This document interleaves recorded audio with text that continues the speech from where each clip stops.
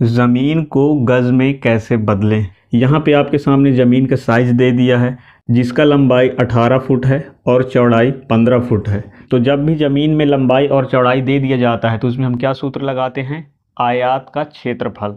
तो यहाँ पर आपको आयात का क्षेत्रफल की जगह ज़मीन का क्षेत्रफल लिख लेना है। यहाँ पर आपको लिखना है लंबाई गुणा चौड़ाई।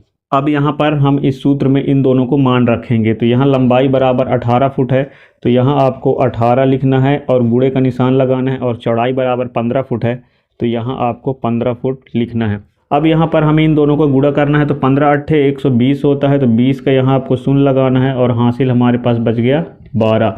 अब 15 का पहाड़ा एक बार पढ़ो, 15 एकम 15 और 15 में इस 12 को आपको जोड़ देना है तो 5 और 2 7 हो जाएगा और 1 और 1 2, तो यहाँ पर आपको 27 लिख देना है। तो यहाँ पर हमें ज़मीन का क्षेत्रफल 270 वर्ग फुट प्राप्त हो गया। इसको आप वर्ग फुट भी लिख सकते हो या स्क्वायर फीट भी लिख सकते हो। अब यहाँ पर हम इस वर्ग फुट को गज में बदलने के लिए 9 से भाग कर देंगे, क्योंकि हम जानते हैं 1 वर्ग गज बराबर है 9 वर्ग फुट। तो यहाँ आपको लिख लेना है 1 वर्ग गज बराबर 9 वर्ग फुट। तो अब हम क्या करेंगे, इस 270 को 9 वर्ग फीट से भाग दे देंगे तो हमें इस ज़मीन का टोटल गज प्राप्त हो जाएगा। तो यहाँ आपको लिख लेना है 270/9।